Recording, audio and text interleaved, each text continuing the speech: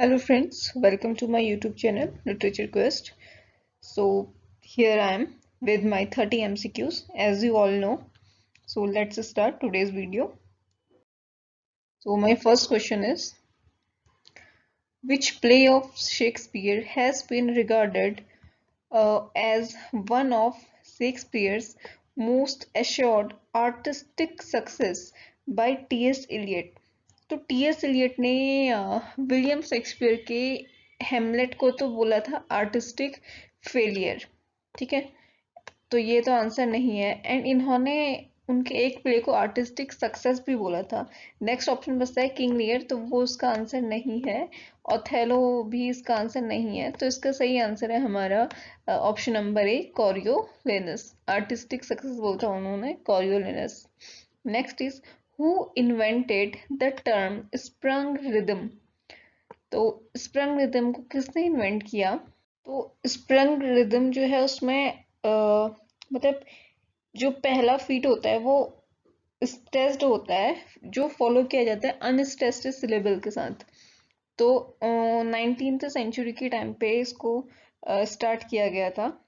Options है हमारे पास Wordsworth, Coleridge, Hopkins या फिर आर्नोल्ड। तो इसका सही आंसर है option number C, GM Hopkins. Gerald Manley Hopkins जिनका फुल नेम है, उन्होंने स्प्रंग रिदम को स्टार्ट किया था।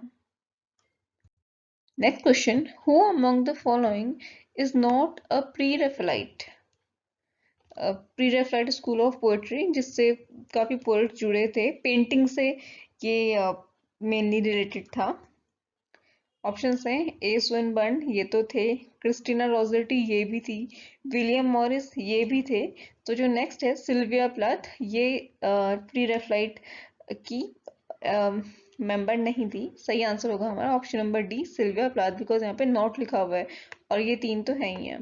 Next is, which of the following poem ends with दत्ता दत्ताध्यावम दामत्या शांति शांति? ऑप्शंस हैं एश वेडनेसडे, वेस्टलैंड, जेरोशियन या फिर द हॉलो मैन। तो इसका आंसर है द वेस्टलैंड। इसकी ये लास्ट लाइन है जो इससे ये पोएम एंड होती है। ये पोएम के 5 पार्ट्स में बटी हुई है। तो correct answer is the wasteland. Next is, the mistake of a night is the subtitle of she stoops to conquer, Joseph Andrews, the deserted village या फिर द विकर ऑफ वेकफील्ड। तो इसका सही आंसर है option number A, she stoops to conquer. Oliver Goldsmith ने इस play को लिखा था। इस पे काफी सारी फिल्म्स जो हैं वो बन चुकी हैं। मिसेस डेलोवे की ये स्टोरी है, शी स्टूप्स टू कनकर। तो इसका सही आंसर हो जाएगा option number A, she stoops to conquer. Next is, to suffer woes which hope things infinite, from which poem are these lines quoted? तो ये प्रोमेथियस अनबाउंड की lines हैं। Options हैं शेले, वर्ड्सवर्थ, कीट्स या फिर Byron. तो answer है इसका पीबी शेले। नेक्स्ट यहाँ पे एक लाइन दी हुई है, behold her single in the field yon solitary highland lass, from which poem are these line quoted? तो विलियम वर्ड्सवर्थ की फेमस पोएम की ये लाइन है, from solitary reaper. Correct answer solitary reaper. In which of Shaw's play the chocolate cream hero appears? Options हैं Arms and the Man, Saint John, Man and Superman या फिर Candida. तो GB Shaw का एक play है Arms and the man. उसमें एक character होता है ब्लंट शली, जिसको कि जो उसकी हेरोइन होती है रैना पेटकॉफ, वो चॉकलेट क्रीम सोल्जर या चॉकलेट क्रीम हीरो बोलती है। तो इसका सही आंसर है Arms and the Man. Next question, the principal theme of Saint Joan is? Saint Joan GB Shaw का ही एक प्ले है। ऑप्शंस हैं martyrdom of a saint, reason versus reason, reason and faith या फिर नन ऑफ द एबव। तो इसका सही आंसर है option number C, religion and faith. Next is, who's afraid of Virginia Woolf is written by? ये एक play था जो कि 1962 में पब्लिश हुआ था। ऑप्शंस हैं Eugene O'Neill, Arthur Miller, Edward Albee या फिर टेनेसी विलियम्स। तो it was a play by Edward Albee. तो सही आंसर है होगा हमारा option number C, Edward Albee. Next is, for peace comes dropping slow, dropping from the wheels of the morning. From which poem are these lines quoted? Options हैं Byzantium, the lake, isle of Innisfree, to a skylark या फिर cool park. तो इसका सही answer है हमारा option number B, the lake isle of Innisfree. Next is what is Yeats the tower. William Butler Yeats का जो एक वर्क है द टावर, वो है क्या? अ play, narrative poem, series of interlock poem या फिर नन ऑफ द अबव। तो ये सीरीज है इंटरलॉक पोएम की। Option number C is the correct answer. Next, let knowledge grow more and more, but more of reference in us dwell. From which poem are these lines quoted? Tennyson की ये lines हैं। Option है Ulysses, in memoriam, break break break या फिर Locksley Hall. तो these are the lines from in memoriam, जो कि उन्होंने लिखी थी for his friend Arthur Henry Hallam. उनकी याद में उन्होंने इन मेमोरियम लिखा था और टोटल कुछ 17 ईयर्स लगाए थे इन मेमोरियम को कंप्लीट करने में। Next is the Oxford movement was basically a literary movement, political movement, social movement और रिलीजियस मूवमेंट। तो the Oxford movement was basically a religious movement. Next question, Wycliffe Bible is the translation of a Greek text, Latin text, Arabic text या फिर Hebrew text. तो ये translation था Latin text का। सही answer है हमारा option number B. Next is who denounced the pre Raphaelite school of poetry as the fleshly school of poetry. जो प्री रेफरेट स्कूल था पोएट्री का, उसको फ्लैशी स्कूल ऑफ पोएट्री किसने बोला था? I A Richards, F R Leavis, Robert Buchanan या फिर D H Lawrence. तो इसका सही आंसर है option number C, option number C, Robert Buchanan. Next is the rape of the lock is written in, Alexander Pope का work है। Terza rima, heroic couplet, ottava rima या फिर rhyme royal.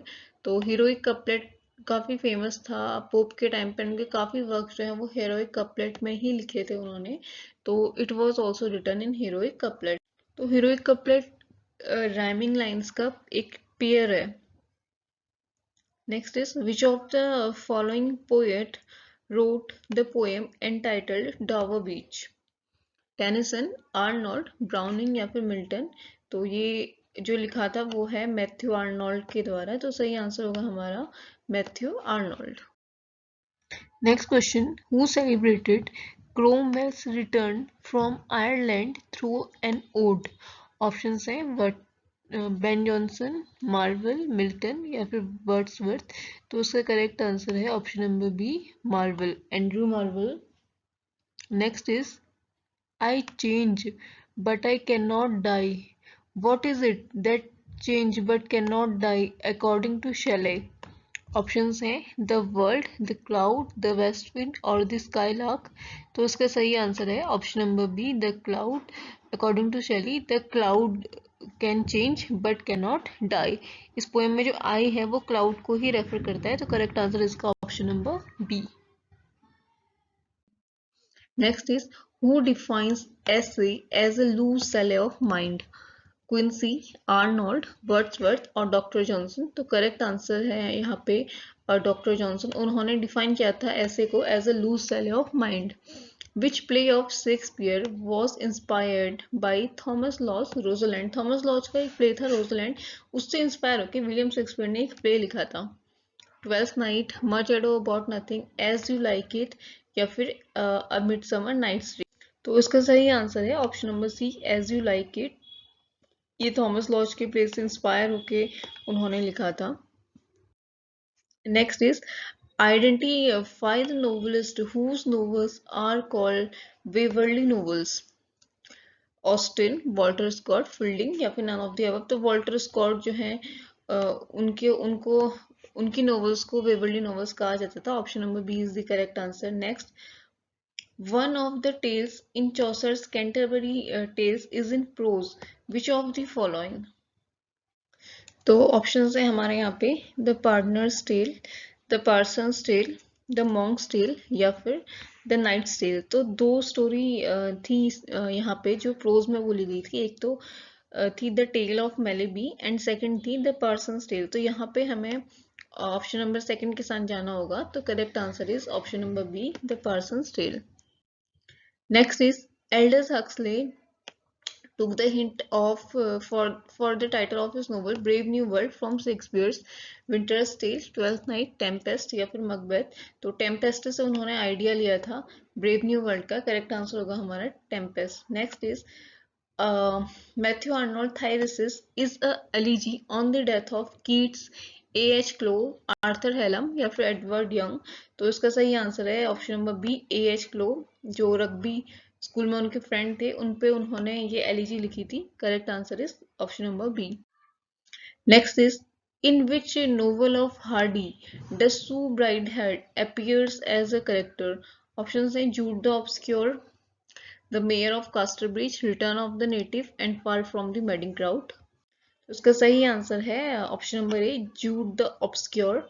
उसमें ये एक कैरेक्टर थी। Next is Professor Higgins appears in. तो Professor Higgins जो है वो कैरेक्टर था जीबी शॉ के एक वर्क में वो अपीयर हुआ था। Man and Superman, Pygmalion, the sound of music या नन ऑफ द अबव। तो इसका करेक्ट आंसर है पिग्मेलियन, जो कि वो जो लड़की होती है उसको सिखाता है। तो सही आंसर होगा हमारा option number B. Next question, when did W B Yeats get Nobel prize for literature? तो डब्ल्यू बी ईट्स आयरलैंड के थे, उन्हें नोबेल प्राइज मिला था 23, 21 या 1942 और 50। तो 1923 में इन्हें नोबेल प्राइज मिला था। Correct answer is 1923। Next is where angels fear to tread is a novel bye.